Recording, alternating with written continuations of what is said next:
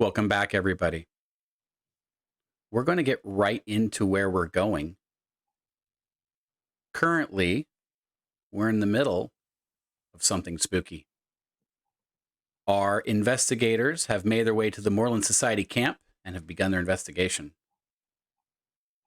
Many things have been discovered, secrets unearthed, but as they begin their further exploration into the camp, it seems the Vaesen has taken note and has begun to make itself known. In the moment, some of our explorers have succumbed to their fear and are fighting or freezing. But a couple of our investigators have overcome their fear and are responding to the situation.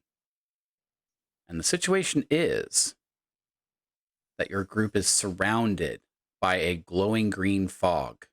A fog and a green glow, very reminiscent of the eyes of the bird that Trish saw on top of Grimstead Tavern, and the eyes that Tatiana saw during her automatic writing. But men who have failed their fear tests go running, screaming out into the fog, out into the bog, away from the safety of the firm ground of the society. And in that moment, Edvard, what do you do? I start yelling to everyone, hold fast. You run into the marsh, it will die, you blasted fools. I will shoot my gun to try to get everyone's attention to focus on something besides the fog.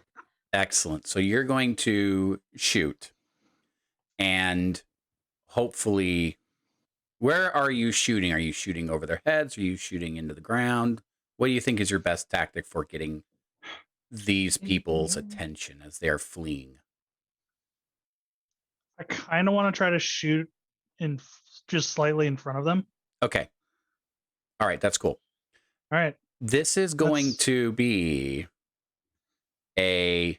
what I think is going to be a 2 success requirement. The first success means you've hit what you're aiming at.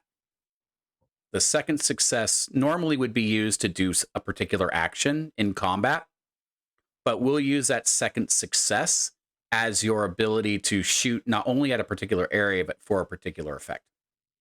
Right. Cool.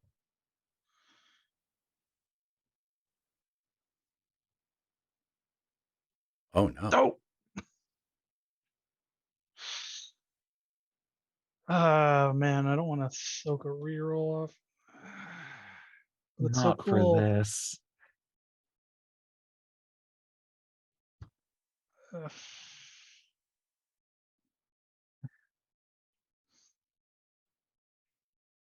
I think something in the fog kind of reached up and got to him, and he's just a little bit exhausted. Gotta go for the glory. Yep. So that's and I still failed. That's brutal. That is brutal. The fog reaches out and does indeed exhaust you, and your aim is off. And instead of firing like forward in front of them to try to get their attention, your round falls short behind them, splashing into the ground, and they run off screaming into the fog. Most certainly to their death. Most likely. Ernst, you have also overcome your fear. In this moment, what do you do? I am going to notice the look in Trisha's eyes, and I am going to attempt, foolhardy as this is for my elderly frame, to hold them back. Slap them. Snap out of it. Like I am asking for a slapping here. Like I am. Sure. We can definitely go for that. I think that means that you're trying to grapple them. So, I have to make a confession. I didn't bring up my cheat sheet for grappling, but you have your cheat sheet for grappling, right? Oh, not handy. That's Hold on all a right. sec.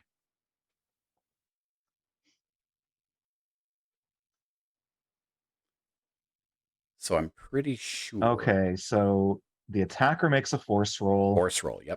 The defender makes a force roll if they have a fast action available. Which they do. We haven't actually engaged into any kind of like combat yet, so. Was it? That is about as well as I thought it would go. Oof.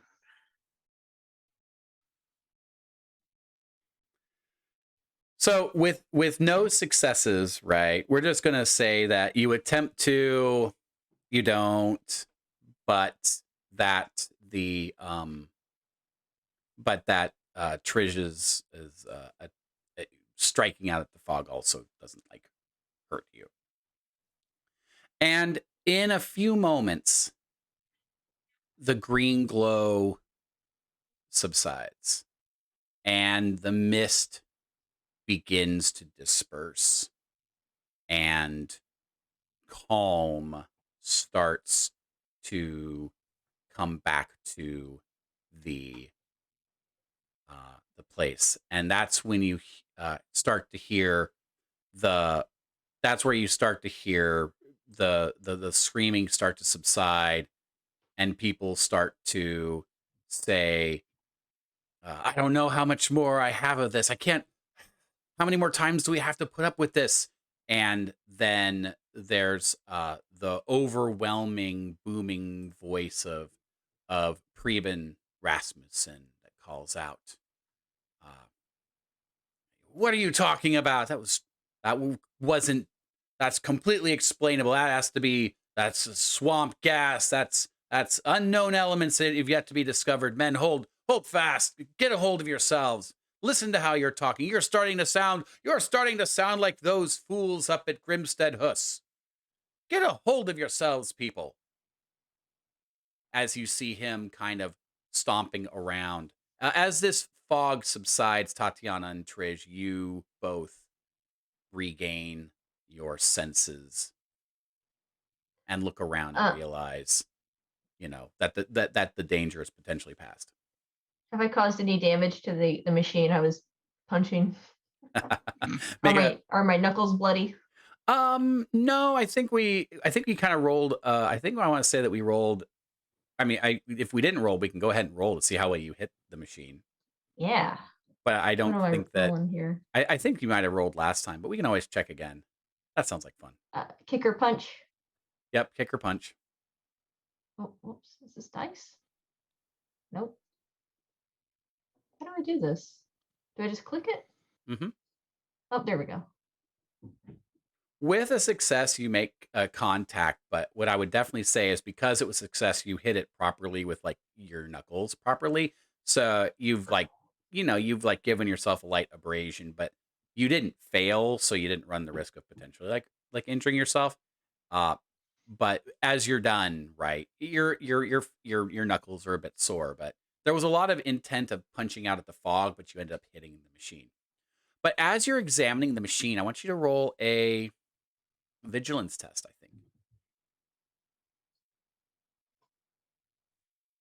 I got a success. You did get a success. So what's interesting is, as you were attacking the machine, you kind of snapped out of, for a moment, your assault on the fog as Edvard's rifle rings out and your eyes go out to where Edvard was shooting, and the bullet, you don't obviously see the bullet, but you see what looks like a very pronounced, small but pronounced shower of like sparks, like a ricochet out where Edvard was shooting.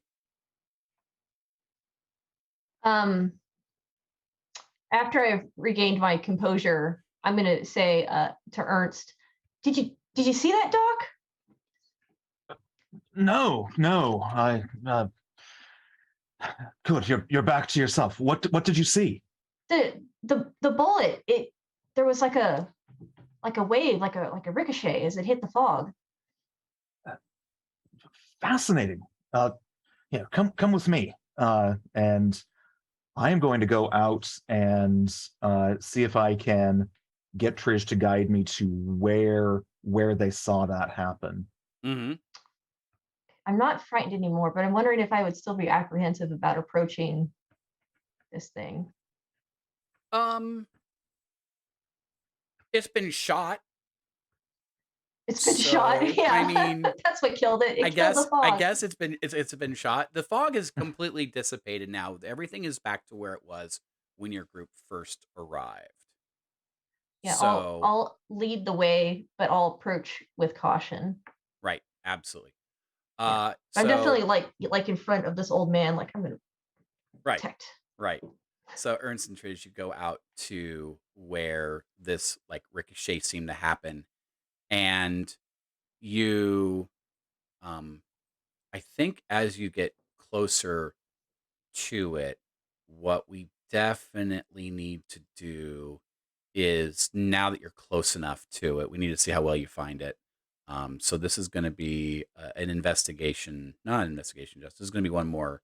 This is going to be one more vigilance test, All right, and both of you can make this. and here goes. Yay. So both of you just zero right in on this, and you come up to this point, and in the ground, having clearly been struck but not like destroyed, you find a knife. How Can I peculiar. pull off a piece of fabric from my attire and like use it to pick up the knife and kind of like dangle it? Mm-hmm. Yeah. Yeah. It's a worn knife. And since you've got three successes amongst you, you pick up the knife and you turn it over. It's a worn knife, but it bears a name. And the name it bears is Jens Eric Jensen, G.H.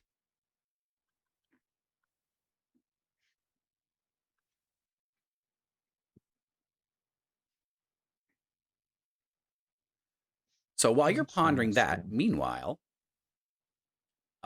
Tatiana, you had laid down into the fog. And as the fog Pluto, has subsided, what do you do? she's turned her face sideways and is just, Pluto's not in the 12th house. Pluto is never in the 12th house when this happens. Why does this keep happening? I didn't draw the 7 of Swords. I didn't draw any cards in reverse. Why is this happening? Why does this always happen? And just muttering about astrology and divination and how this should not be happening. This was not supposed to happen, and is just having a little pity party in the mud. And if nobody is paying attention to her, she will eventually get up. So you are having this pity party, as we call it, when a young child, a young boy, comes up to you and just kind of sits next to you as you're having this moment going through it, and you hear as you're saying all this, "You're weird. Are all outsiders weird like you?"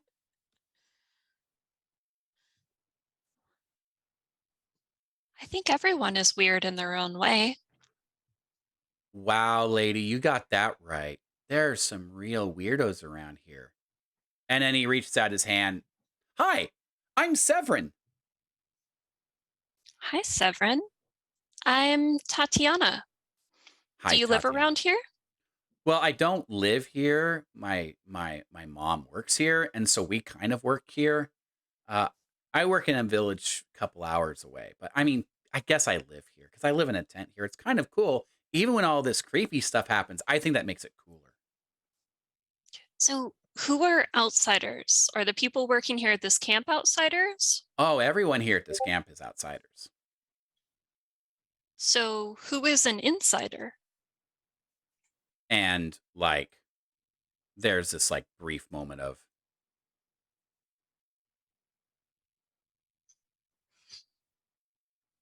are those the people who were born here? I thought they were Okay. just called locals. Well, if there's an outside, there has to be an inside, right? So the inside would be the That's locals. so cool. Of course, there has to be an insider. I wonder who they are. How old does this child look?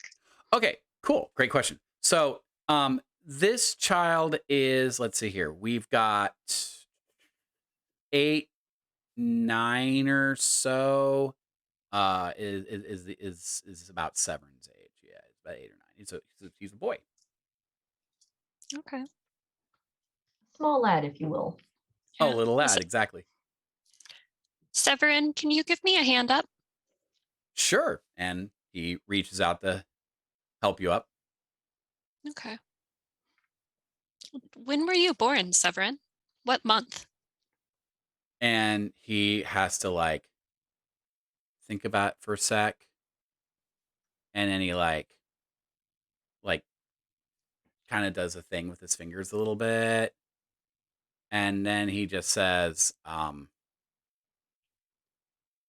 I don't remember. When And then he when's your turns his head over away from you, and like at the top of his like young voice, Mom, when was I born? And this voice from a tent, and the tent's got a couple of chimneys coming out of it, and there's a lot of barrels out in front of it. And this woman comes out with an apron, kind of sticks her head out, and what kind of damn fool question is that? You were born in May. Hey, you leave that lady alone. She's important people. You need to get back here, young man. We got cleanup to do. You've got dishes to clean. Okay, Mom. I was born in May. Does that make me an insider? hold on a second. I have to look something up. Yeah, absolutely. Let's go to Edvard. Edvard, you are at the steam engine as No, Ernst I and wasn't at- Trish. Oh, you were sort of by there, or you were somewhere else? I was originally just going to go around talking to various other people when the fog Fantastic. hit. So Very good. So a lot of people did notice you with the rifle, and they most Pistol. clearly noticed seeing you shooting at some of their coworkers, but running off into the fog. So I don't think that they think you were straight up trying to murder someone. So, but you know, Yeah. they did see you do that. Yeah, no, I mean that's fair, and I'll be just kind of muttering and grumbling like fucking cowards. And I grab my binoculars and look out to where they ran and be like, "Hey, where are they at?" Um, To see if I can yeah, I vigilance and do the binoculars give you like 1 plus 1 +2. plus 2? Yeah, go ahead and roll +2.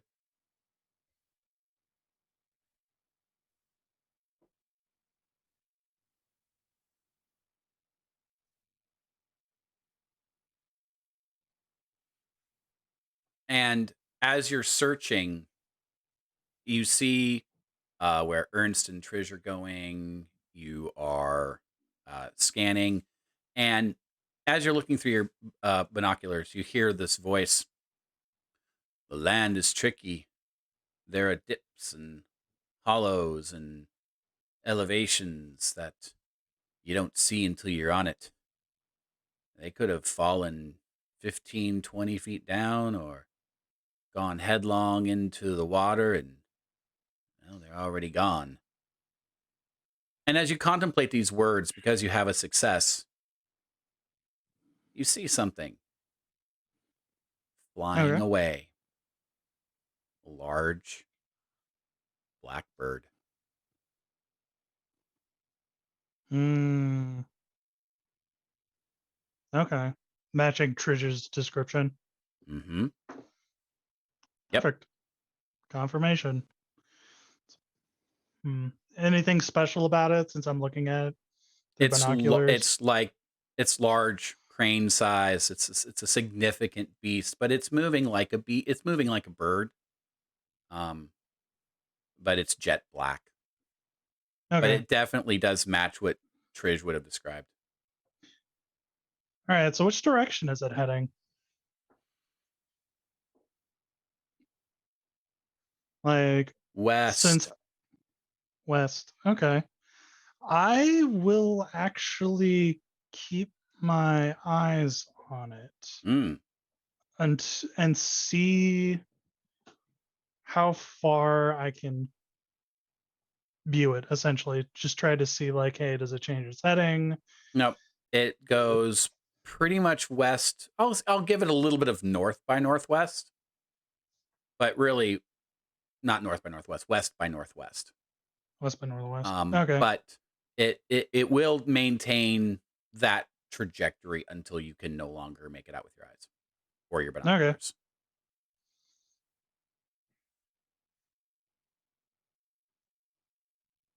Yeah. And I lower my binocular and just be like, trying to remember the map. Be like, all right, what is in that direction? You know that direction. Yeah, I think you would have seen the map when Yeah. Rasmussen produced it. That's the direction of the plague cemetery. Hmm. I was afraid of that. Huh. Okay then. All right. I will join my compatriots and assist where needed. Do I hear anyone screaming in the bog, or do I notice any? Yeah, they just fell down a hole and they're dead. They seem to have made their way out, and they've already found their resting place. Potentially, they may come back. Who knows? But at the moment, yeah. True. Best not to waste another life on several already wasted. Mm. So back to Trish and Ernst. You have the knife and the Yeah, I've got name. it wrapped in like a handkerchief or something, and I'll show it to Ernst. Like, what do you think of this? There seems to be some kind of writing on it. That inscription, that's the twins' father, Jens Eric Jensen. He wish I could remember if they had mentioned what circumstances he passed under. It's most peculiar that his knife would be associated or found here. That's what I'm thinking. How did it get here? Do you think maybe he was out here hunting long ago and he just lost it? Or do you think someone brought it out here? I don't think we're dealing with mere coincidence right now. There has to be a connection. So I've already given you an obvious observation. This knife is quite worn. Yeah, it's well used, well loved.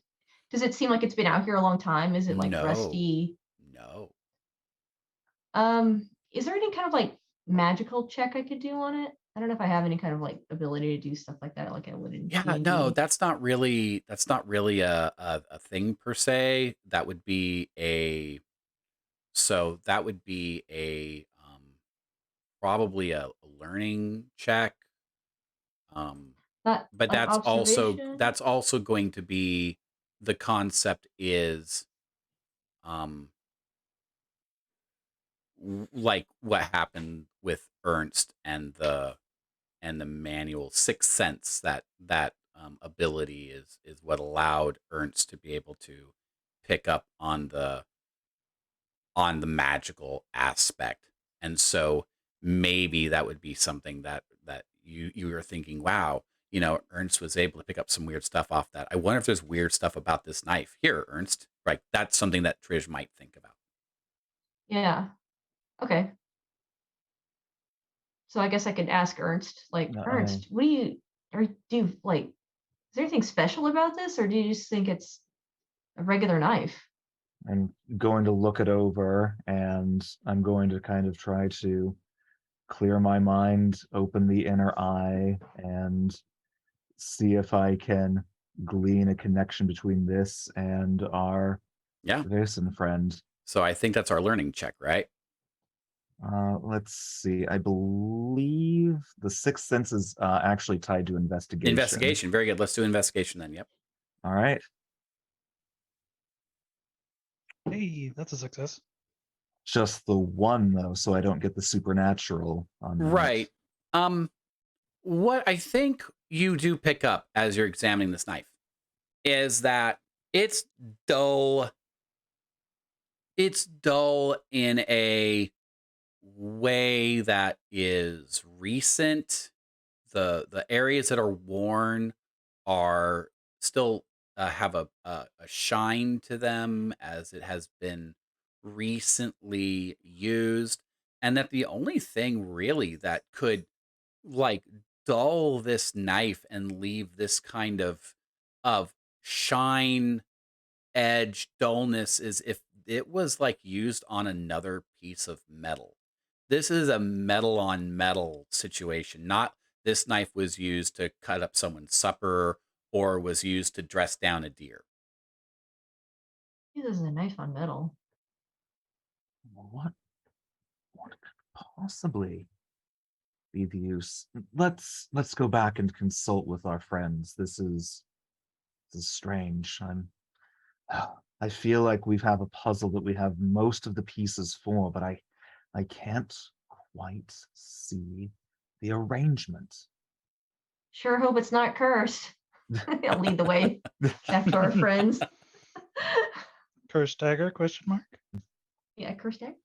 As the My D&D senses are tingling. I'm like, D&D, this would be a hell no moment.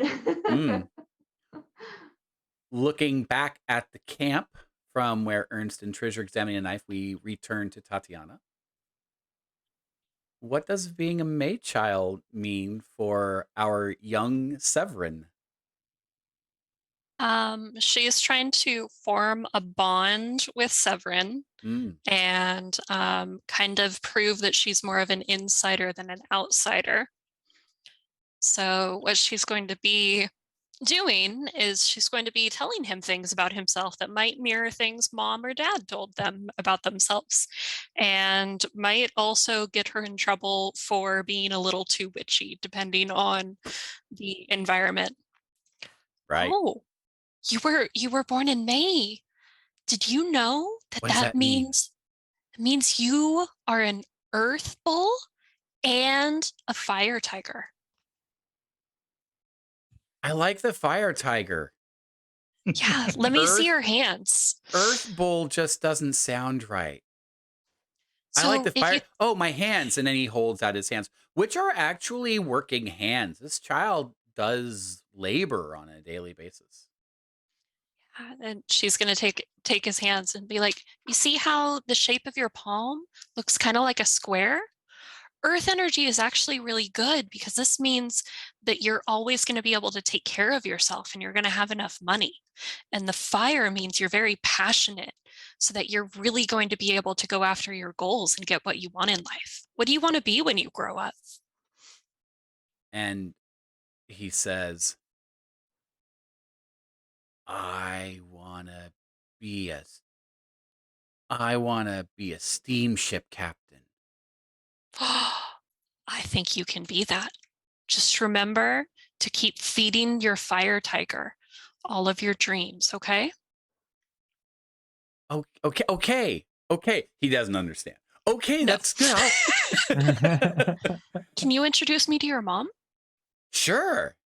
And Okay. then before he reaches out to offer his hand, he looks back at his hand and he starts to contemplate it, maybe as if this is the first time he's ever truly looked at his hand before offering it to you to walk you over to the kitchen. That is what 10 minutes on Google will do for me. Moving on. So you make your way to this tent. It's the kitchen tent, and it has a little bit of room to be a mess tent, but there are a number of of boys who are being barked at by an older woman, to uh the commotion. Some people ran through and knocked stuff over. She's getting stuff put back together again. She's trying to figure out what it is that she can make right now to calm people's nerves. She's kind of barking orders, and as she sees you coming with Severin, she again barks, "You there, you rascal, you better not be look at your dirty hands holding her. Stop it!" And she kind of like comes up and kind of wrestles Severin away, and Severin's, "But mom, I'm an earth fire tiger bull." And you and your nonsense. You go work on getting the dishes cleaned up for lunch. And then she like kind of like takes a rag off her, and she like reaches for your hand to like try to clean off whatever it is that she imagines her son has put on your hand. "Oh, that child is such a rascal. I am so sorry. I am so sorry. If he did anything untowards or mean or rude to you, you let me know, and I'll make certain that he gets what's coming to him." I want to, this wouldn't be a sleight of hand, but would this be agility? Well, Try to clasp her hand between both of my own when she's trying to clean it. oh no, that's just you do. You do. Okay, and just like What do you say? your son is such a blessing. I I'm just so happy to finally meet someone local. Um, this assignment, I I beg, would you have time after your work today to talk? And she says, "Oh, well, thank you. Well, maybe I got a lot to do even after the feeding. There's the cleaning, and then I have to get the stuff prepared for the next day because the men got to eat again. And then of course there's looking after these kids and making certain that they're staying out of trouble. Uh, Well, maybe." how about this? Maybe I could do some dishes for you, and she's just going to look down at herself and realize, um, wash myself up a little bit, and we could talk. Oh, absolutely, absolutely. And she immediately makes her way over to a very impromptu double sink and starts the process of clearing stuff out of one sink, and the process of kind of like draining the water and getting the kids to bring over a couple buckets of water from a cauldron over a fire that's warm water, and like, "Oh, only clean water for you and cleaning yourself up." Yes. How often does the fog come? Oh, you mean just regular fog, or the fog we just had? Because that weren't no regular fog. No, the not regular fog. I think that's the first time that's happened to us. That was weird. It was all strange and glowy, and I don't know. I just don't know how they do it. Do you have any stories about this fog from the past, like your grandmother's time or anything? Oh, I'm not from around here. We're from a few hours away. No, we're not Grimstead Huss folks. No.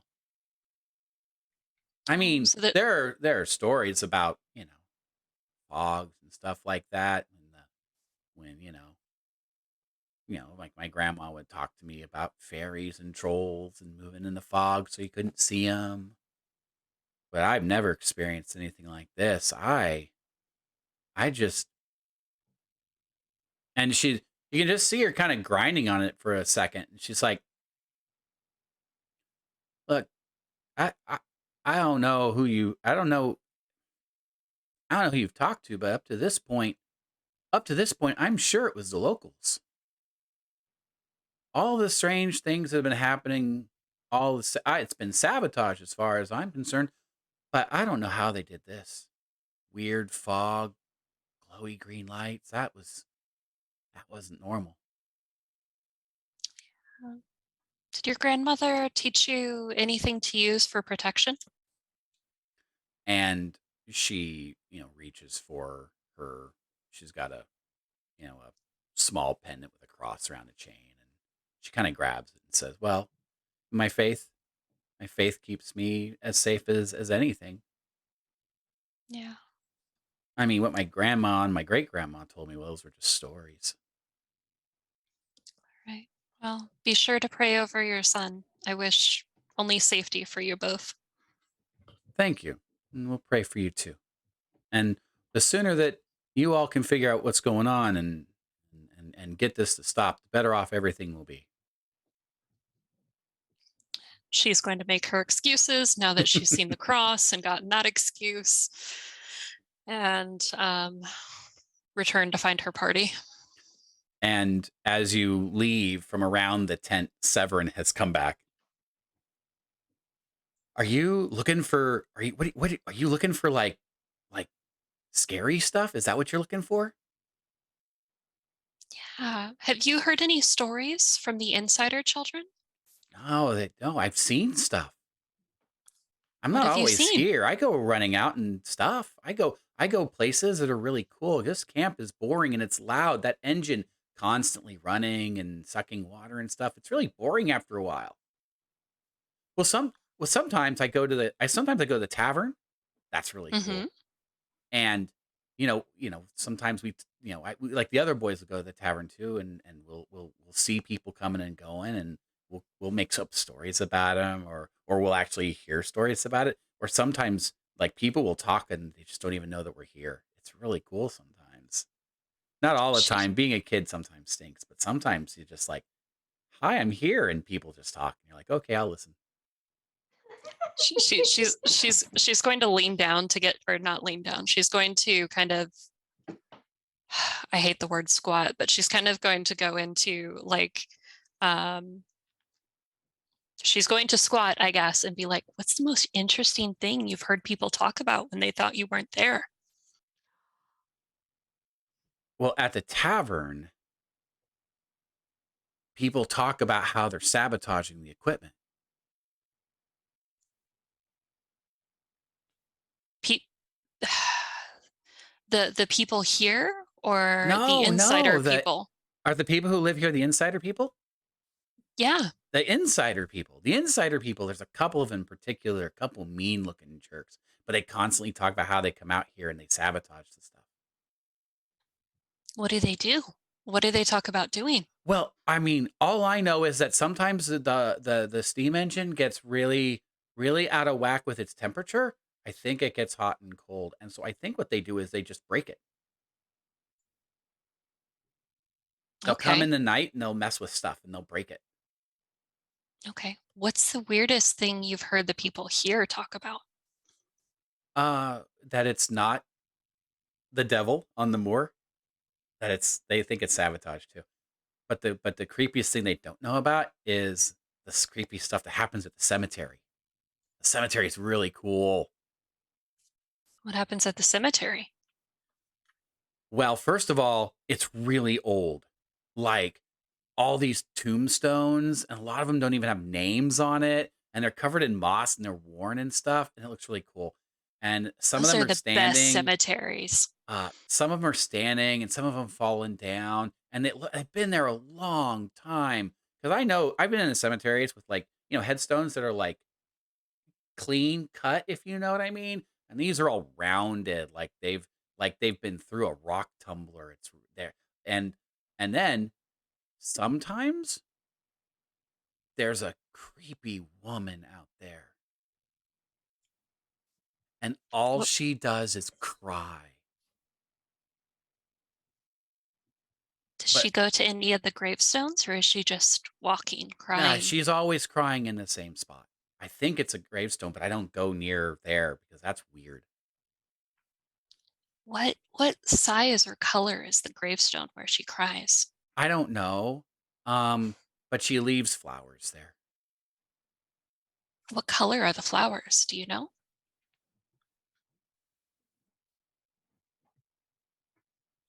Okay. All of the details. Mhm. Okay. He Blue. doesn't have that skill. Blue and yellow. Maybe he's So he colorblind. has to logic it, but he doesn't have logic. Oh, he has to have a logic. This is not going to be great. got a Ooh, dice. success. Oh, Wow. Severin, my little street Way to- urchin. Look at you Way to go, kid. Okay. Accessing. Accessing.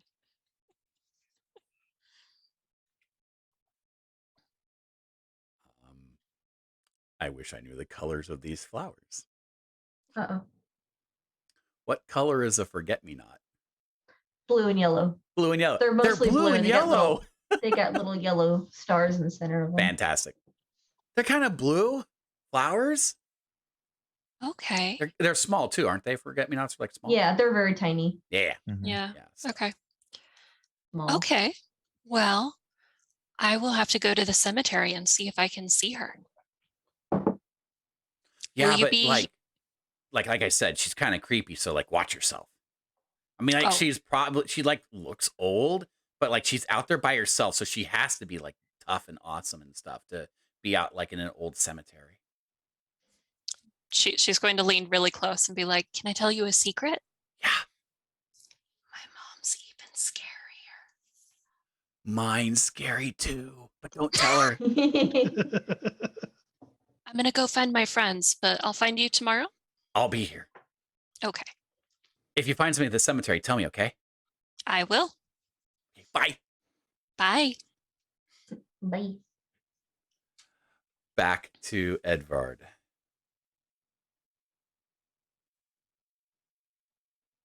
As this is transpiring, you said you wanted to like walk around and talk to folks? Well, I mean, that was before the mist came in. Got it. Now it's just kind of like, all right, Yeah, might want to regroup. yeah, we need to regroup.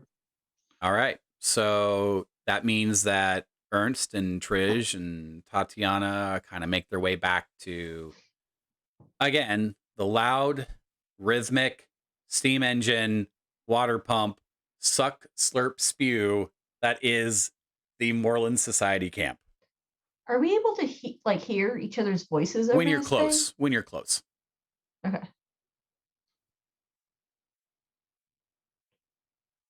Once we get close enough to each other, I'm gonna be like, "You guys, did you see all that? That was wild.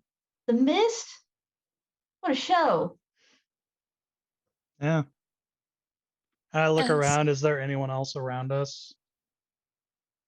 People have begun the process of like putting things back together again in the sense of things that got knocked over as people were running around, crates and stuff, tables and chairs, small, like expedition style chairs and small tables, putting things back together again.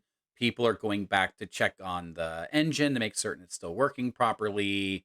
I think that also means that you've also heard to a certain extent both Preben walking around, talking and yelling at people, Jens Ludvigsen, kind of like following around as well, trying to.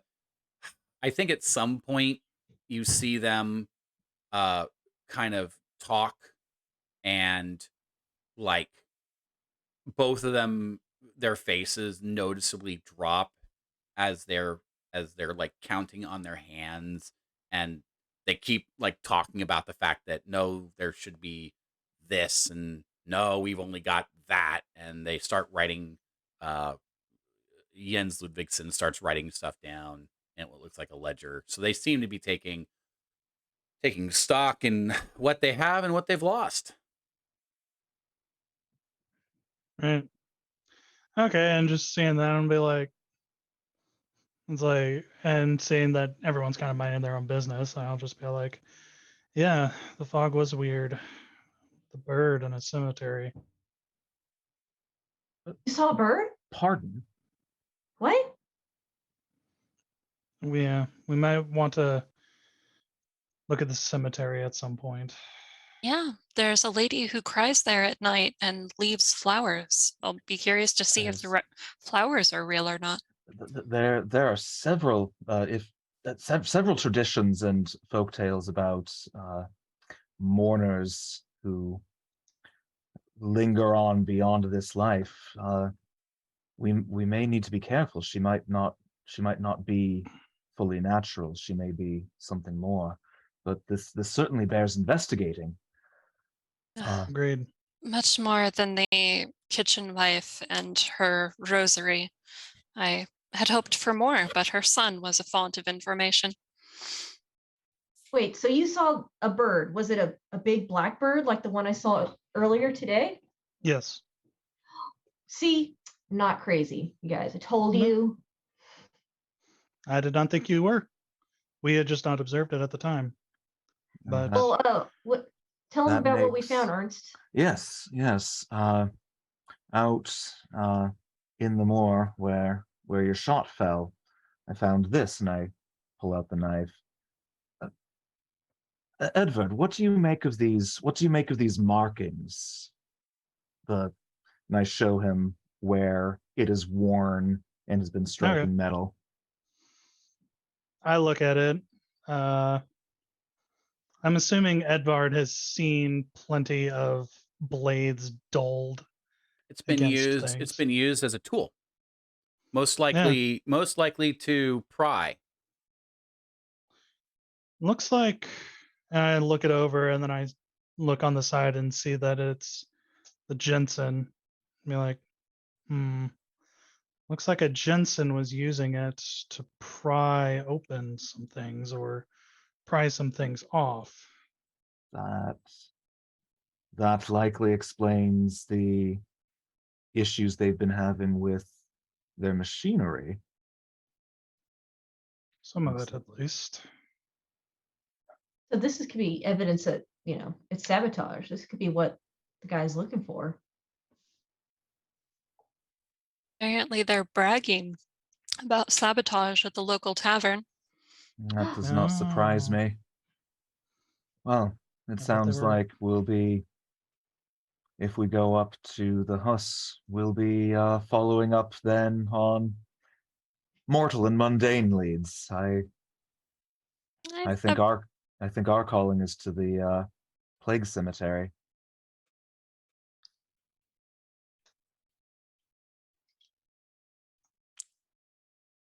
When are we going? Midnight? Yeah. During the day would be better, I would presume. I guess. Like if we travel at night, we have to be extra careful and extra slow. There was a few men that ran during the during the fog, and The Moors are unfortunately they treacherous. In daylight is best Mhm. to keep our footing. The map I guess. has a clear path that leads.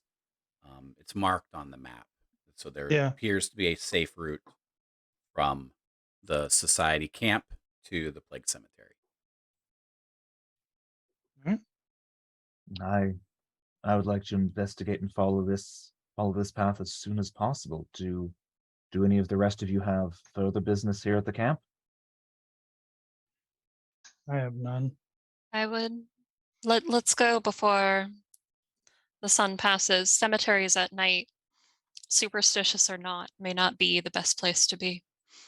It's Yeah. still quite early in the day. This has happened fairly early on, so it doesn't seem to be.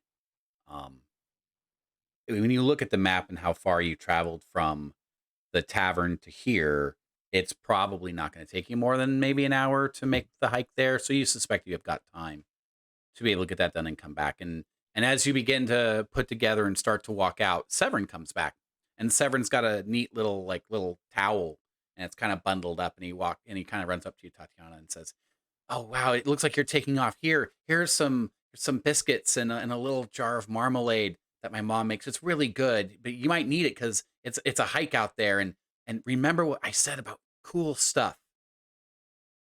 Definitely. And she's just kind of gonna wink at him and hold up her pinky to try to see what the pinky culture is here. Pinky I mean, culture. he's from an outsider village. I think he's got pinky culture. I think he gives you the pinky promise. Okay. Yeah. There's just like 7 different versions of that depending on where you are in the world. So Well, Aw, it Callie, is. you made a friend. but yeah, she'll make a pinky promise with him and then Go back. Mm-hmm.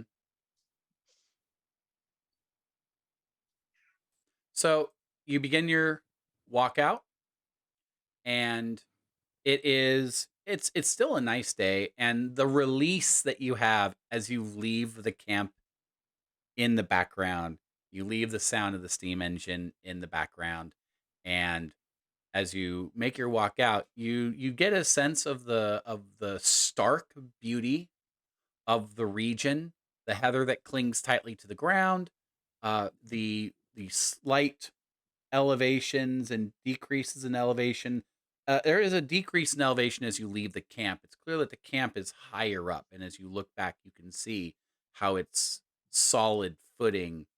And it makes sense that the camp would be there because the engine only has to work to pull water one side. Gravity allows the water to leave and make its way in the canals that they carved into the creek that's nearby. And uh, I suspect that you're all being very watchful as you work your way along to stay on the path. And I guess the question that has no relevance at all for anything is, what's your marching order? Oh, I'll lead the way.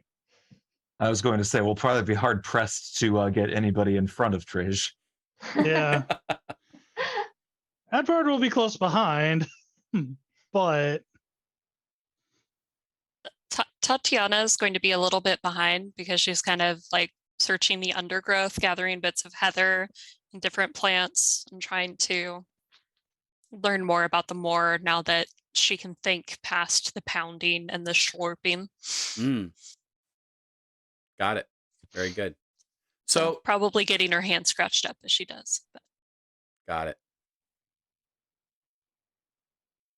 Well, over the course of the hour, as you do your march, the map does not lead you astray. You do indeed begin to make your way somewhat west, a little bit north. Why don't we have everyone do a vigilance check just for no particular reason? no reason. No No reason. reason at Oof. all. Not paying attention.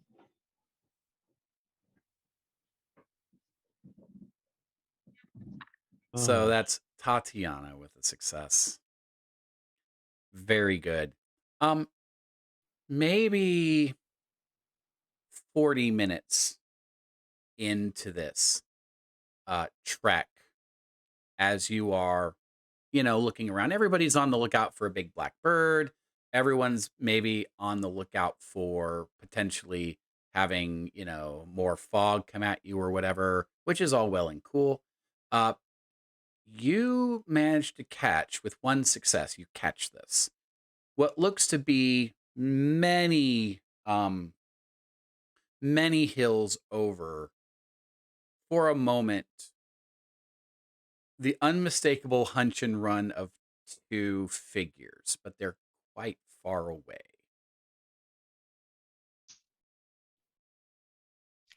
did Edward tell us about the people he saw disappear into the mist? Oh, the folks who ran into this mist. That's a great question. Edward, did you, when the group got Yeah. back together, would you? Yeah. Mm-hmm. Yeah, I would have told them the fools that decided to run into the mist.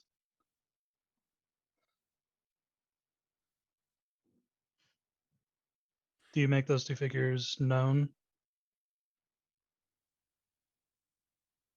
Oh, I think Rin's camera froze. Yeah. Uh-oh. Yeah. Unless she's just thinking very stillly, which is like her next action. Just really Now remember, contemplating it. everyone, please like, share, and subscribe this video. Oh, Don't forget to there ring we the go. bell. Hey, hello, Yeah, Tatiana. now you're Welcome back. back. Would you have Yeah. would you have made oh wait. Do you point out these two figures? So the point she would have made is, didn't you say there were 3 that ran into the mist? I just see 2 running away now. I immediately bring out my binoculars and look to where she's pointing. Absolutely. Yeah, another that'll be vigilance one more. test? That'll be one more vigilance test. This time with your binocular God, bonus. Ernst really should be the one having these. Hey, there we go. That helped you though. In the last second, you catch one of the hunching and running individuals as they duck behind what is some low shrubbery and what might be a rise of a hill. These folks are quite a ways off, just on the edge of like the eyesight that you have, that you can see something, like 3 or 4 acres away. It is either, because I don't think you know which is which.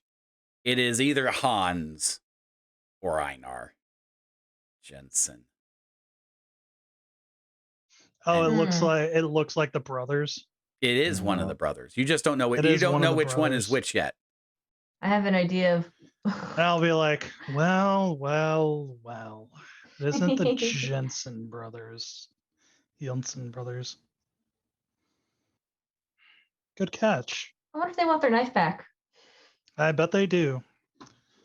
Let us talk to their sister first, though. I'm sure she will love to know that a precious family heirloom was found so rudely discarded in the muck. I bet they dropped it in fear after the green fog. Yeah, it's possible. And that is all you will. I suspect you stand for a moment or two with your binoculars and scan and scan. You do not see them emerge out again.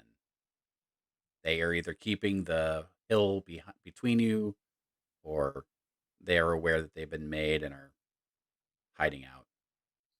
Yeah.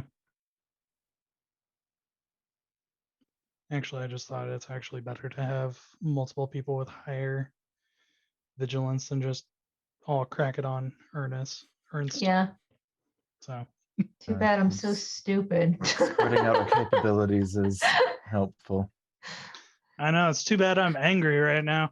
I was like, they're gonna need one strong character. And I was no. we need more smart characters. Y'all are doing great. All right. So Well, it's like, shall all right, we resume our journey to the plague cemetery then? yes. And I'm assuming they were heading towards the village.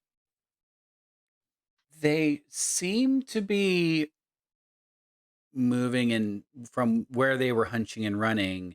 It seems to be that they're moving parallel to you. You recognize scouts shadowing a column, Edvard, with your training. I think that that's your framework for how you view a lot of things when you're, out in a wilderness situation, or you are out in a territory where they're clearly adversaries, that you engage your tactical thinking. They look like scouts who are shadowing a column. Okay. Knowing that these my fine compatriots are not as well, like are not militarily trained, I'll be like, well, thinking to himself, he'll be like, oh, I could possibly get the drop on them if we just act like we saw nothing. I'll be like, okay, well, let's move. They seem to be heading home, Okay. which is just a straight up lie. Yeah. But I will be extra kind of on cautious, and I will be focusing my attention on human footsteps, human movements. Where they were looking to be a little bit behind us, right? A little, yeah. Okay. Yes, I'll kind of move probably. myself back a little bit in the marching order. Got it. Probably But I pretty will easy just- to spot footprints with all the muck. Yeah. Well, I want to be closer to them in case they try to jump us. Because I am actually spec for combat. I don't know how many other people are, to be honest. Not I. In the slightest. All right. So, Edward, Oh you my god, I almost shot one of them. Oh no. That's what happened with the knife. Oh. wait, what? No, like my round ricocheted off their knife, right? You're what Trish saw your bullet strike the knife in the ground. Your shot Oh, okay. landed short. So as Yeah. it was landing, it hit the knife. Okay. Right. I thought it was like maybe they were holding it up and then you hit the knife and then they Mm-mm. dropped it. Like Mm-mm. and Or they No. were crawling on the Yeah. ground. yeah. Ooh. If don't they know. were if they're crawling in the Well, ground, I think that those 3 successes on the vigilance test, you would have spotted them. Yeah. Okay. That's true. Fair enough. Yeah. All All right. right. Yeah. I will just post up watch just to make sure that, like, hey, if they get close enough and if it sounds or appears thing, but I'll Yep. appear non-threatening and just kind of looking around leisurely, kind of smiling, humming a little bit, but also being aware. Yep. Absolutely. All right. So, we continue our last kilometer or so up to what the locals and what both the insiders and outsiders refer to as the Plague Cemetery. It is quite a remarkable and ancient cemetery as you approach it. There's a mossy stone wall. The stone wall might make its way up to being knee high. You kind of count what look like maybe 100 or so tombstones. Most of them stone. The occasional wooden cross. And as you get closer and closer to the graveyard, what young Severn pointed out is true: is that you don't make out words on most of these gravestones. There is, as you get almost to the threshold of the cemetery, there is a standing stone by one of the breaks in the wall that serves as an entrance. And the standing stone has a very simple epitaph written into it. Here lie our dead from the terrible pestilence that swept the land in the year of our Lord, 1710, during the Great War with Sweden. Is the absence of writing because the stone is so old it's worn, or is it just they were in such a hurry to bury the dead that they didn't even pay attention? So I think that you're going to have to do some up close and personal investigation of said stones to start to figure that sort of stuff out. It's kind of hard to tell go- from just outside. Once we enter, can I do that? Sure, absolutely. Does that mean everybody is entering? Yes, I would like to enter. My curiosity already Fantastic. has the better of me. That's I will fantastic. enter this. I will enter the cemetery and pretend like I am actually investigating these things. Wait, that's inspiration. Sorry, that's not investigation. Tatiana is looking for blue and yellow flowers. There we go. That's better. Got it. Fantastic. Okay.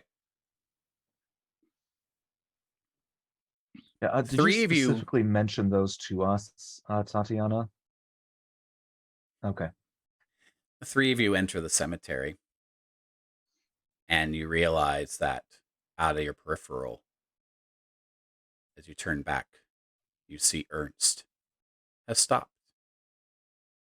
Because Ernst, you no longer are seeing the cemetery. Your vision flashes. And the next moment, you see a huge man with a wide-brimmed priest's hat pushing away a young peasant woman. "It is not my child, unclean wench!"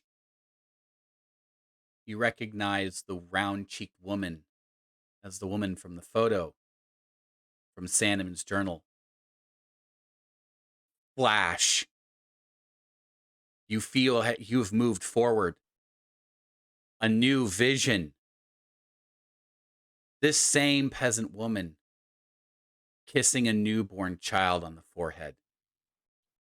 The baby lovingly is gurgling little coos. However, the woman is weeping. Another flash. Now you are standing in the inhospitable wetland. You recognize it as the bog by the Moorland Society camp. Sprawling reeds, swirling wisps of mist around you. Flash. The weeping child is slowly being lowered into the black bog. It falls silent after a momentary gurgle as you see the same woman who you recognize walking off into the bog weeping without her child. As this last vision ends, you come back. Your heart is racing. Your breathing is shallowed. The cold that has, it's a cold, I think it exceeds the cold you felt from your ghostly encounter when you first came to the castle. And more importantly, because you were there in the moment, you witnessed it. You witnessed the child's demise. I need you to roll a check against a fear. You need 2 successes. All right, and remind me, what do I roll against fear? You are either going to roll logic to think your way through it, or you are going to roll, what's the other? Empathy. I think typically you roll logic for this, for your character. Yes, and this makes perfect sense because I am putting the pieces together and Whoa. Oh, wow. Yes. Ernst. Yeah, nice. Ask nice, and you nice. shall Clutch receive. roll. Smart boy. This wave of fear and emotion tries to cascade over you. This moment that puts you right there. You see it. It was as real. You almost wanted to be able to reach out and touch. And when it brings you back, your body is rebelling, but your mind shuts it down because you have work to do. The child, it's Sandman's. The body, the journal. Sandman and the peasant woman and the child. It's all. I need to catch my breath. I have seen things. Is it the child or the woman? Who is causing it? Oh, it's all tied together. The woman from Sandman's journal. He had an affair with her.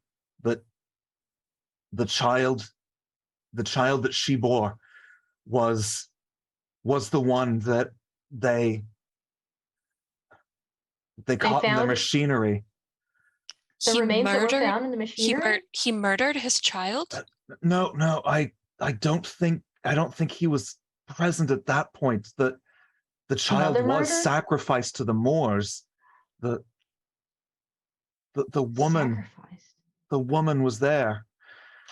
You understand the concept of a woman not wed and the labels that she would carry with her. So I don't think Ernst would have said sacrifice so much as dispose of the evidence. Yes. She Smothered. in her desperation, she left the child there to die, and I think she unwittingly used it as a sacrifice to this devil of the Moors. This really is Sandman's devil. It is a Vaesen of his own making. I am not surprised. Incredible. His own forsaken child.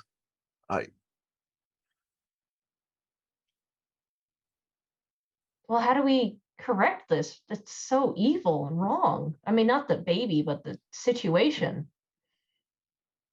And Trish, as Ernst is doing this, I don't want to miss the fact that you had a success on your investigation.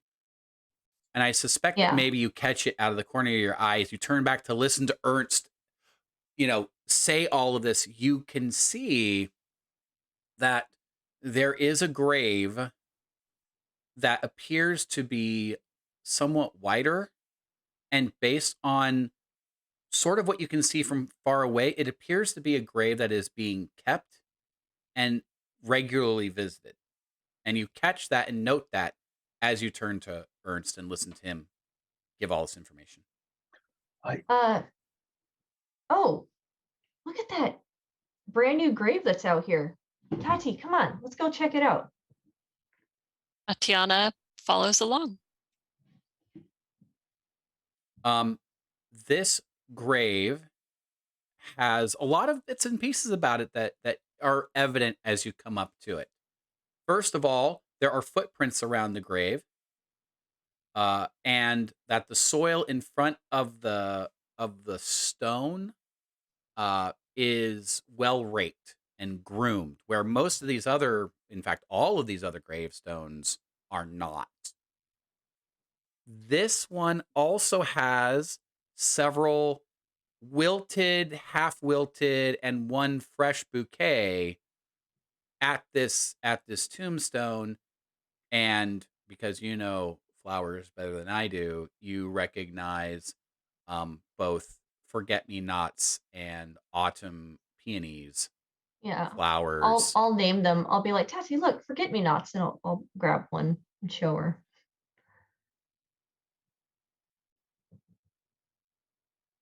Perhaps the mother is still living then. This must be. Yeah, is there any writing on this grave? No. No. No, there's no writing on this grave. There was no indication of writing on this grave. We need to return the child here. We need to give it a proper burial. We need to lay its restless spirit to rest. Something gravely wrong has been done here, and we have a chance to set it right. I think just Edward assuming- is. We're just assuming that this is this child's grave. Yeah, because Edward is going to look at it. Does this line up with a child or more of a big burly lumberjack of a man? Yeah. Neither. This is normal sized, if not. This is an adult's grave. You know what, Edward? It's a great question. Why don't you roll a vigilance check for me?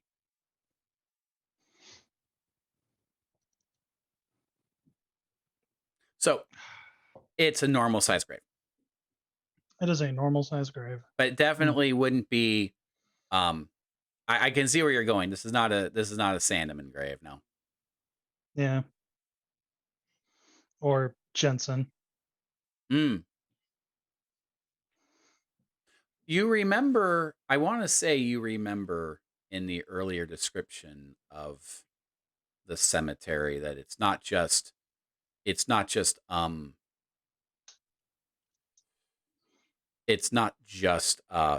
like plague victims that are here, but I think you also learned that some of the people who are here are unwed women and children who were died before baptism. So this is a cemetery where maybe it's where people go to bury people, but maybe it's not hallowed ground for a proper like Christian burial. Okay. This is a place where unclean and unwanted people are. So like thieves are buried here. Things like that. Okay. Is it the mother? I believe. I am still convinced that this is the child's grave. She didn't have a body to put here, but a marker, or I don't know. Maybe we could ask the barkeep. She seems pretty well connected with everybody in town. If somebody comes and visits this grave, she might know who it is. But would she tell us? I think she'd tell us. She's pretty cool. Say that Yes, but does she confidently. think we are cool? She thinks I'm cool. Pretty sure.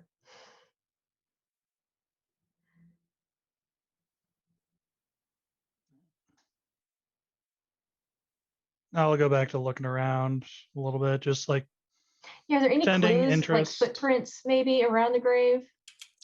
Yeah. Edvard is Tatiana, the first person to say, "I'll go back to looking around." So I think we're going to have Edvard be the first individual to come to the realization as you take your um eyes off the gravestone, Edvard, and you look back around, you can see on a gravestone behind you, several, like 30 feet away, just sitting on the gravestone, is a large black bird with green eyes, and it's just sitting there watching you. What time of day is it? Daytime, you're like noon, maybe a little afternoon. I will incline my head and be like, "Good afternoon," and kind of a way to indicate to everyone else that we are. I don't want to break eye contact with this thing, Mm-hmm. but I want to be polite and kind of bow a little bit. This is your hello there moment. Good afternoon, but say it in kind of a way of like, "Hey, people, we got company." Yeah. Turning to look. Yeah, I'll look and I'll be taken aback a little, like, Yes. But this time, it doesn't have the same impact on you, Trish, and it doesn't seem to be raising the hairs on the back of anybody else's neck in the sense of like the way that the fog did. But for those of you who are seeing it for the first time up close, its eyes are that color of the fog. So you now make that connection of what this is, and it's just sitting on a gravestone 30 feet away watching you. I Ta- think ta- I think I'll give you all a vigilance test to see if there's more that you can glean as you have this moment with. Do I get another one, or is that mine? Tatiana is going to curtsy and just be like, "Pleasure to finally meet you," in the feather, as it were. Yeah, I'll give you another that one, took a while. to Edvard. show That's up. fine. So Edvard's got a success, Trish has got a success, and Ernst has got a success. And Ernst, with That's the two successes, Oh wow. it has much more interest in you than it does the others. And with Trish and Edvard, you get a sense it's scanning the audience, but unlike Ernst, you can't do the math to figure out where it's looking the most. It's clearly looking all of you, like keeping all of you as it's moving its head from side to side, very bird-like. But Ernst, it's more interested in you than the other three. I am going to take a few steps forward slowly, carefully, respectfully, and I'm going to hold up the journal that I found. Say, you know this, don't you?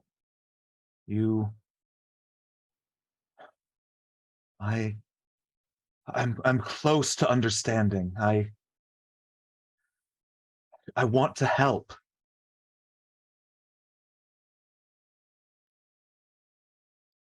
The bird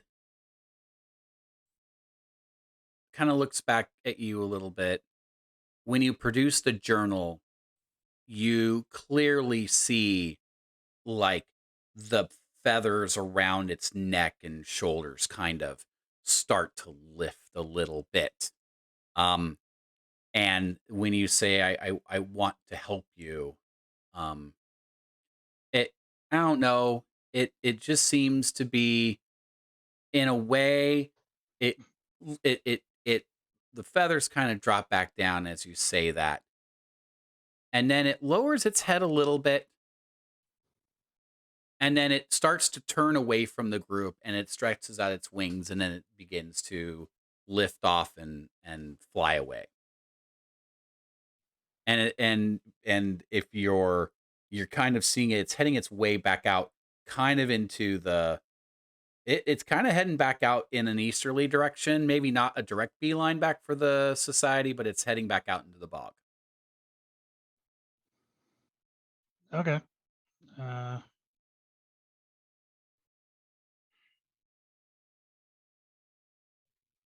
I guess I will look through my binoculars just to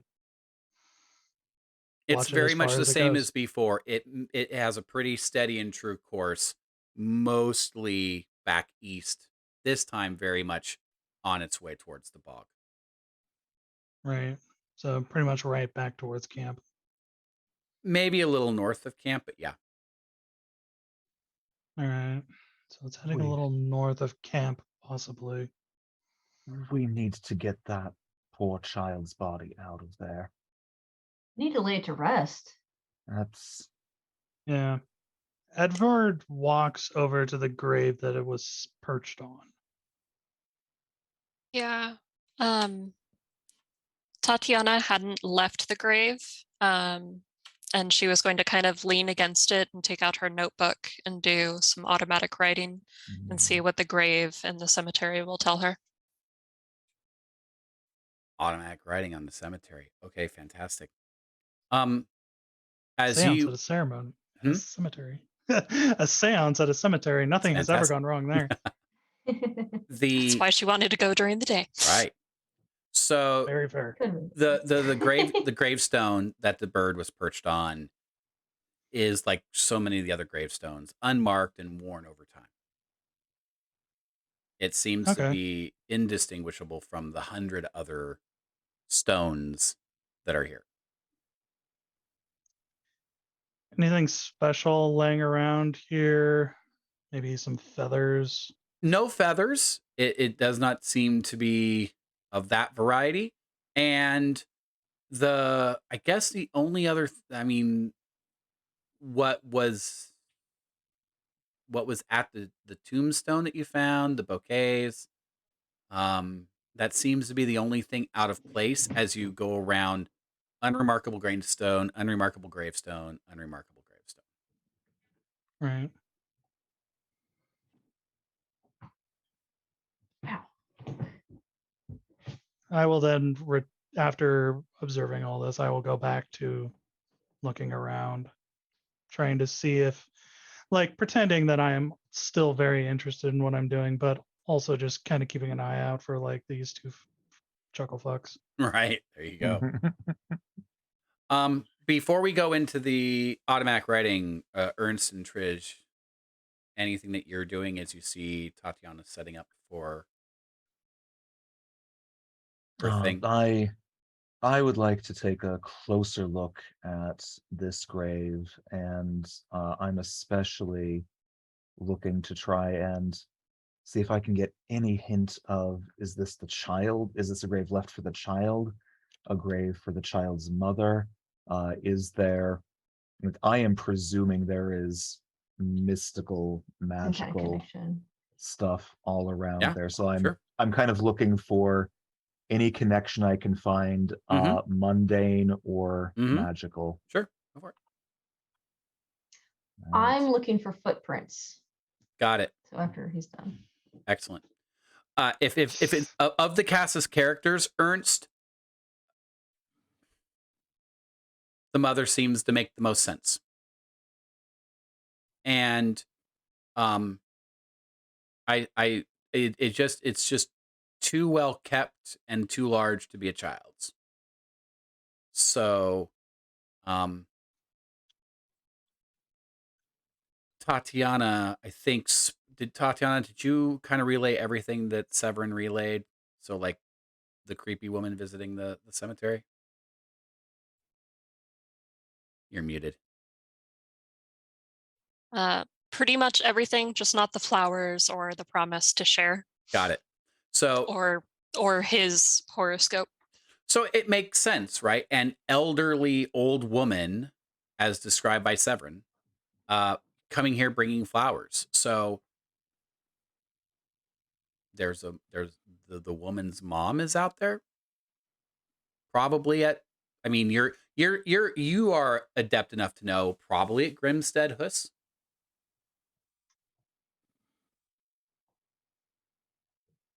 Right. That gives us some direction. Mm. And that extra success, there's nothing. It's still a journal. It's just it's still a journal. The grave the graveyard doesn't have anything to it. And your recent visions now with that extra success means your sixth sense kicks in, right? Mm-hmm. Yeah. So you get a sense that those visions are tied to the journal. Okay. Like you wonder if you would have had those visions if the journal was with, like, say, Tatiana or Edvard. You think maybe they would have had it rather than you.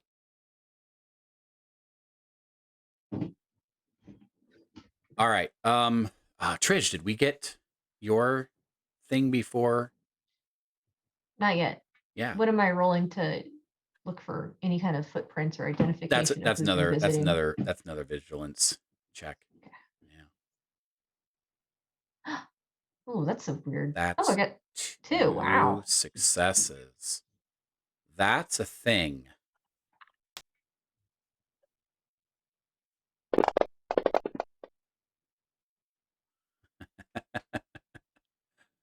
Ah.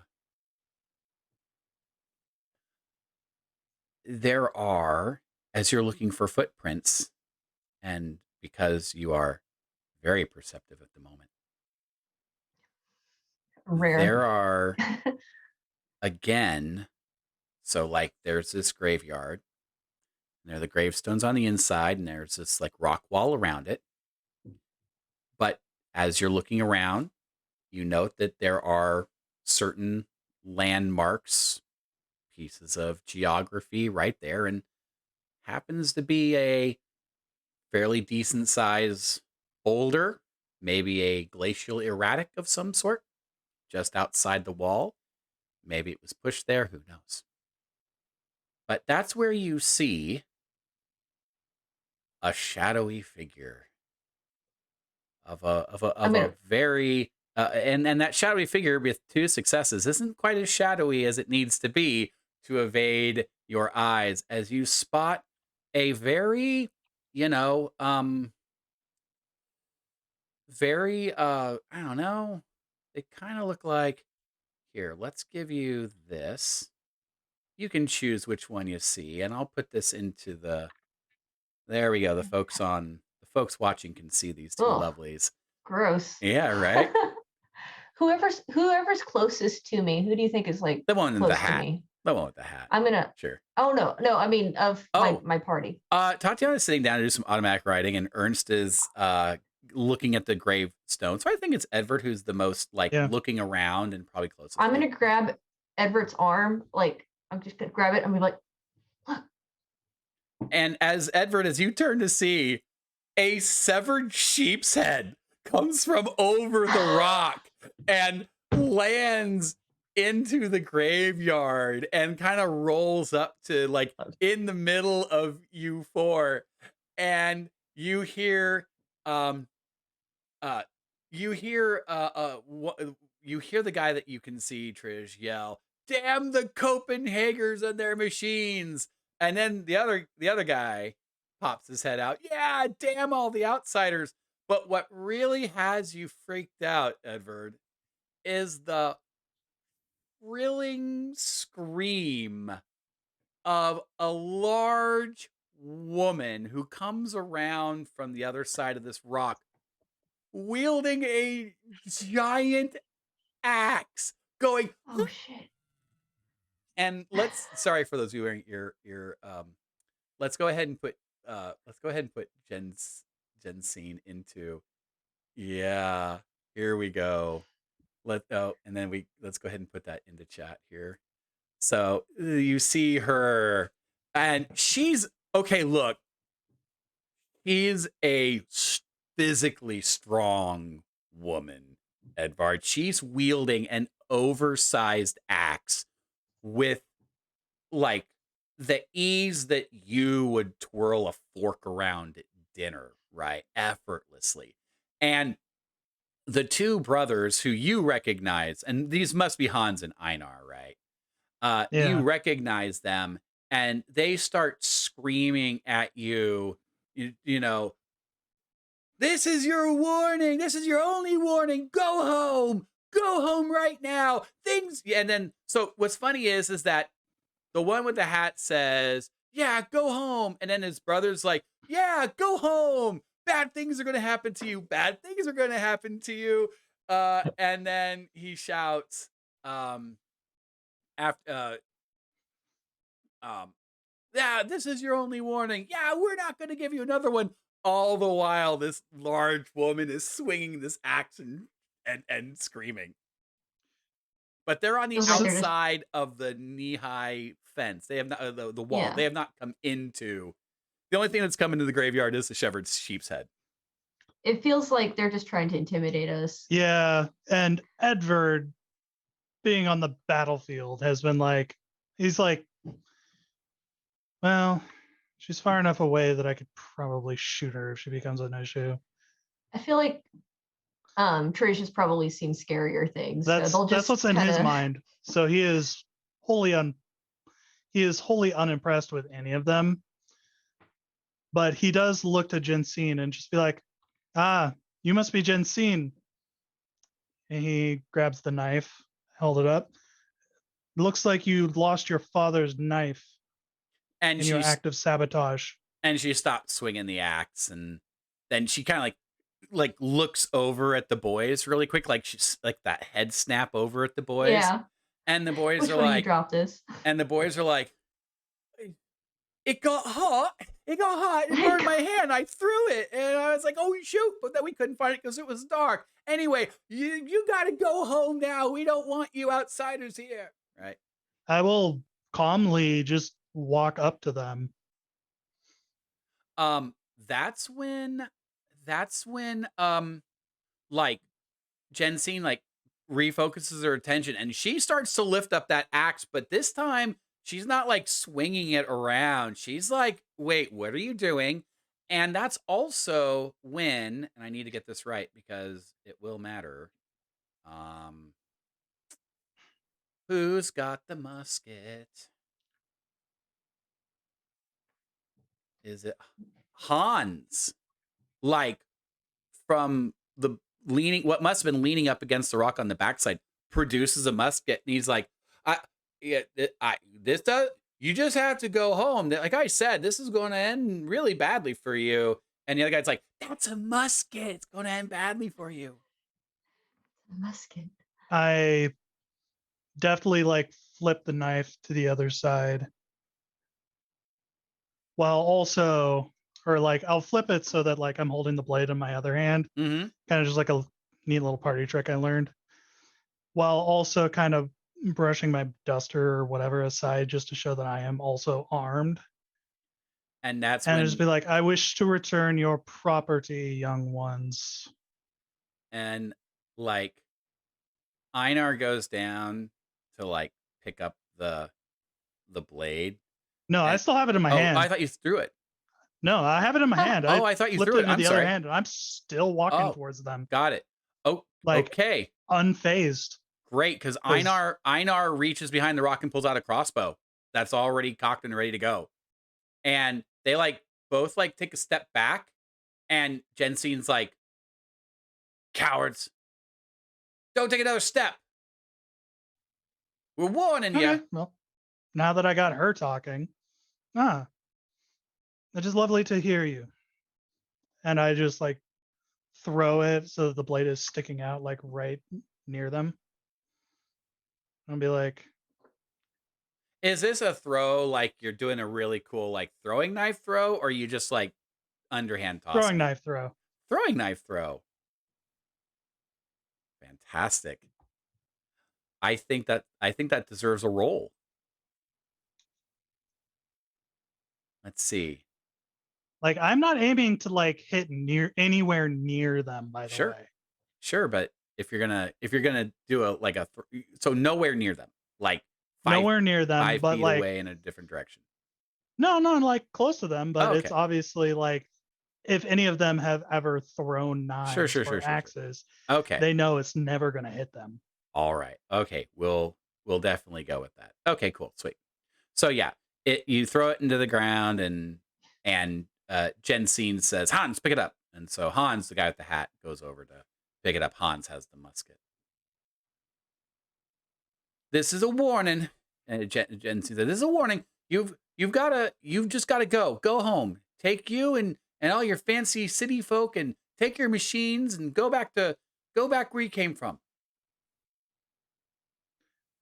Would your father approve of the means that you are doing this? And like all three of them kind of like there's that sort of vocalization that comes out of their mouths, and she says, "You don't get to talk about my dad. You don't know him. Our father is the most important man here. We're carrying I've on heard. his legacy. He would have defended this land too." Is this his grave? And they're like, "Only the unclean are here. Our father, Oh. he has a proper burial."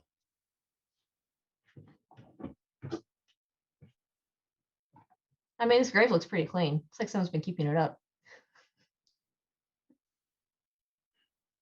And like Hans says, "Delusional old woman." "Yeah, delusional woman," Einar retorts. Jesus. And I will cock my head and look at. Did Jensine say any of those things? Or She is that said, just the you don't boys? get to talk about our father." That was very understandable and quite admirable for you to be taking up your father's cause. I've heard he was quite the leader of your village, quite a respected man. And she says, "More of a real fighter than you in that fancy outfit of yours. He fought real soldiers. I bet you don't even know what it's like to fight the Prussians."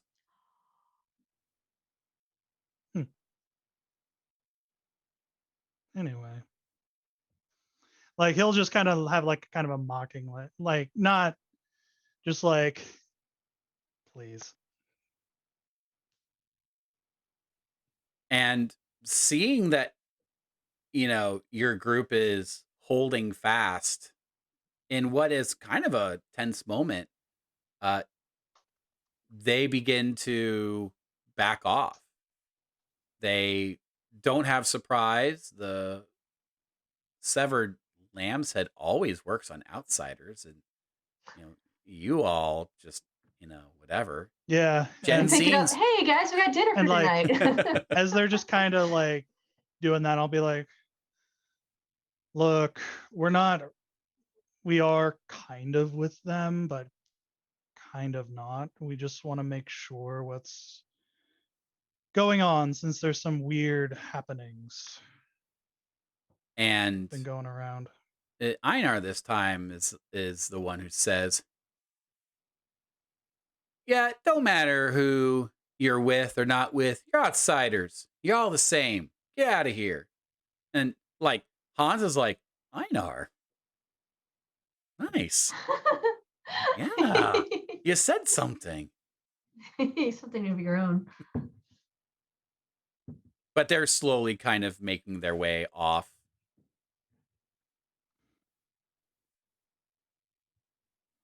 And as they back their way off, they say, like, Hans and Einar go back to, "Yeah, you heard what we said. Go home." And Einar chimes back in, "Yeah, go home." And but it's really like Jensine who's kind of like still in like game mode while the other two are jawing as they start to make their way on what is an established trail that in your mind, Edvard, you access the map and you say they're on their way back to Grimstead House. Or at Right. least that's what the end of this trail is.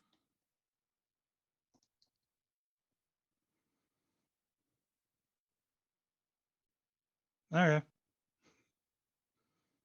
didn't realize she was there with him. What do you mean, Jensine? Yeah, I didn't. Yeah. I Like, figured. when we first saw them, you just Oh. said that there was two. Right, and then Jensine came around on the other side, swinging the axe. No. Like Oh. earlier. You're earlier thinking on when they we were on the trail Oh, on the there. trail, yes. Yeah, we thought it was just those two. Got it. Yeah, I figured we would go tell on him, and she'd be all mad. But nope, sounds like she's No, part she of was this. there. Got it. Like, Yeah, she's with I was them. actually That's what planning you on- meant by she is with them. Yes. Yeah, no, I was actually later on. I was actually gonna give her the dagger, Mhm. give her the knife after, like thinking, hey, That would have been a surprise. yeah, but she was there, so it's like, all right, here.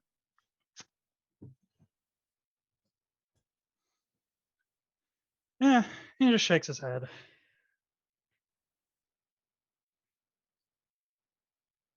And Wow. after some time, they finally make their way to a point where there's a change in elevation. They duck down, and at some point, you kind of finally see them crest the last Yeah, hill as they make I- their way.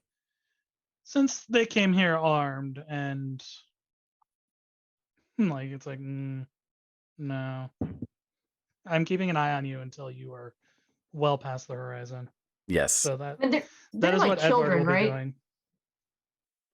No, they are not children. They are Okay, they're grown men. They're men. They are brothers. They are, as you You saw looked at them? them, they were very unwashed, dirty clothes, no dental hygiene whatsoever, crude. They sound uneducated, but you also get a sense that once it was clear that they didn't have the advantage, that they were, you know, they might be aggressive in a situation where they have the advantage, but like they weren't going to push it. Were But these the two in the tavern yeah, absolutely. when we first arrived? Yeah, these were the two in the Yeah. cavern. Yep. I continue my shit stirring of them. Haha. And who had the six? It was you had who had the vigilant success? You had a vigilant success with the binoculars. Was that Edward? Yeah. So you saw them, I think, right? You had the success, or was it just Trish that had the success? Because No, Trish had the success initially, Yeah. and then I whipped out my Yeah. binoculars, and I saw that one of them was following us right, in a perpendicular fashion. So I was expecting them. right. That's honestly why. So what you realize is that these two and Trish, you realize as well that these are the people they're following you. These weren't the people who were running out of the camp. These weren't the people who ran They out of were the not. camp, or They were not the people running out of the camp. That People these that ran Oh. out of the these camp are two probably these dead. two Yeah. are different from the people, the workers who ran. So Okay. yeah. Okay.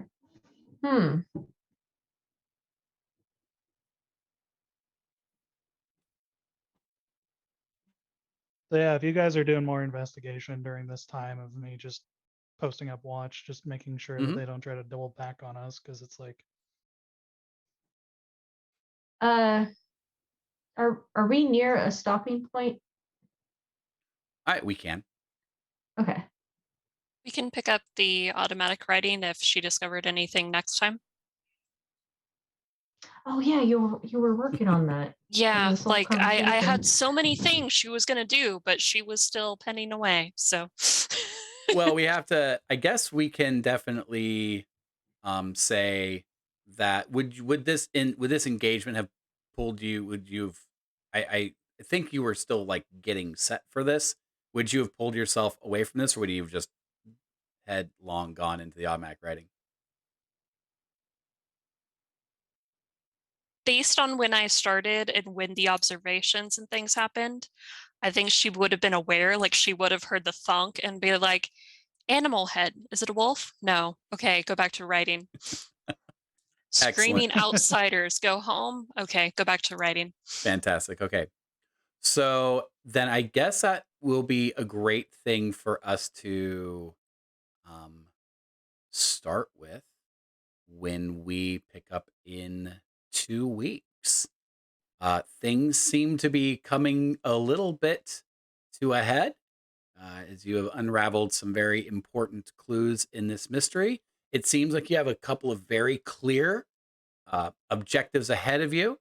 I have some idea that perhaps the next episode may be our final episode for this mystery, which means those of you watching will definitely want to be here in 2 weeks for our next episode of Devil on the Moor. Thanks for watching.